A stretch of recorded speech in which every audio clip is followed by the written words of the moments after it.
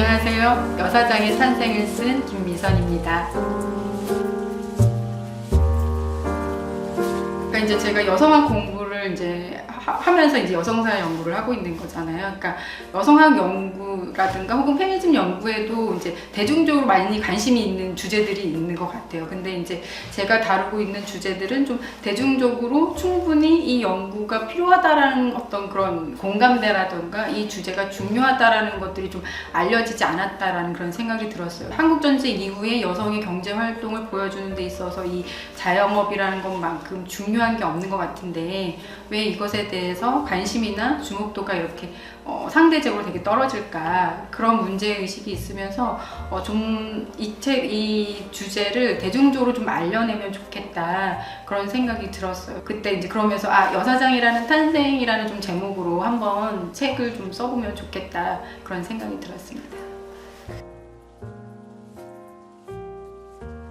기존의 임금 노동자가 아닌 것을 표현하는 게 이제 다 자영업자로 약간 포함되는 그런 측면들이 있었던 것 같아요. 그래서 저도 이제 이걸 어떻게 표현할 때나 고민을 많이 하다가 어쨌든 이제 기존의 뭐 통계라던가 한국 사회에서 일반적으로 좀 사용되는 용어를 그냥 좀 더 살려서 여성 자영업자라는 표현을 쓰면 좋겠다라고 생각을 했고요. 근데 이제 흔히 우리가 이제 자영업자 하면은 소상공인, 그러니까 생계형 자영업을 하는, 우리가 흔히 가는 식당이라던가 편의점이라던가 이렇게 작은 공간을 운영하는 사람을 우리가 이제 흔히 자영업자라고 하는데, 이제 제 책에서는 이 자기 고용을 통해서 장사를 하거나 행상을 하는 어떤 그런 형태부터 점포를 갖고 소규모로 운영하는 뭐 미용실이라던가 양장점, 그다음에 뿐만 아니라 뭐 상품을 생산해서 수출하는 걸로 해서 이제 기업의 규모로까지 확대되는, 규모에 상관없이 자기 고용을 한 여성의 경제 활동을 자영업의 이 범주로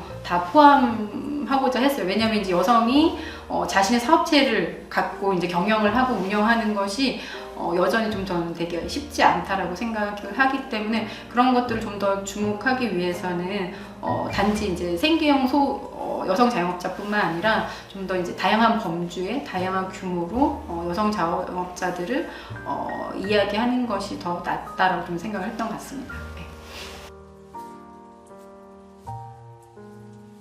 한국전쟁 이후에는 정말로 생계를 위해서 해야만 하는, 어떻게 보면 이제 돈을 벌어야만 하는 상황을 내쳐졌다라고 좀 볼 수 있었던 것 같아요. 그래서 여성들이 이제 정말 돈을 벌 수 있는 거면 무엇이든지 하겠다. 그래서 계도하고 이제 일수도 하고, 여성들이 할 수 있었던 다양한 시도들을 하면서 가정 경제를 책임지는 그런 어떤 이제 자영업을 하기도 하고, 가정 경제를 책임지는 것을 넘어서서 좀 더 이제 사업의 규모로 이제 넘어갔던 것 같은데요.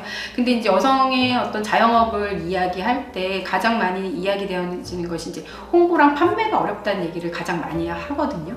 최근 같은 경우에는 이제 온라인이라던가 SNS를 통해서 여성들이 자신의 판매하고 있는 어떤 상품이라던가 서비스를 홍보할 수 있는 매체가 상당히 이제 넓어진 것 같아요. 옛날에는 여성들이 이제 홍보라든가 마케팅을 하는 것에서 되게 많이 이제 장벽을 느꼈다라면, 지금은 여성들이 물론 이제 제약이 여전히 있기는 하겠지만, 그럼에도 불구하고 과거와는 다르게 그런 어떤 자신의 어떤 사업체를 알리고 홍보하고 이런 측면에서는 훨씬 더 과거에 비해서는 좀 나아진 것이 아닌가, 그런 생각이 한편으로 들기도 합니다. 네.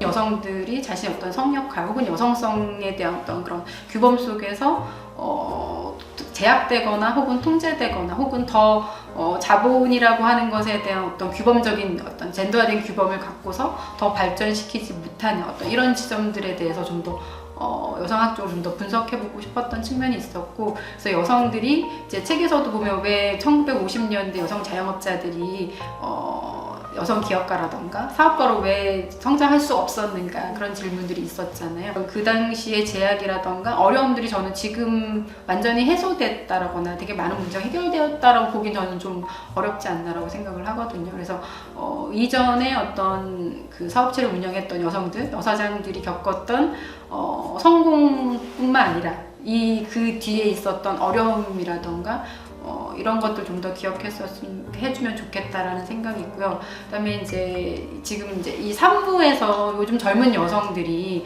새로운 되게 다양한 형태로 자기 고용이라던가 이제 자영업을 하고 있는데 이런 어떤 여성들의 경제 영역에서 새롭게 나타나는 어떤 이런 시도들, 행위들, 혹은 이런 것들이 되게 분석하고 주목할 만한 것으로서 왜 이야기되고 있지 않는가 그런 좀 질문들이 있거든요. 뭐 한동안 왜 남태령 관련해서 여성들의 어떤 정치적 주체로서의 의미 되게 많이 강조되고 있는데 사실 그런 정치적 주체가 등장할 수 있었던 그 배경에는 사실은 경제라든가 소비 영역에서 여성들이 되게 다양한 새로운 시도를 하면서 있었던 어떤 그런 역동성이 저는 그 광장에서의 힘과 저는 연결되었다라고 생각하기 때문에 이런 어떤 젊은 여성들의 새로운 어떤 경제 영역 안에서의 행동들, 활동들 혹은 움직임들을 더 많이 기억했으면 좋겠다는 생각이 있습니다.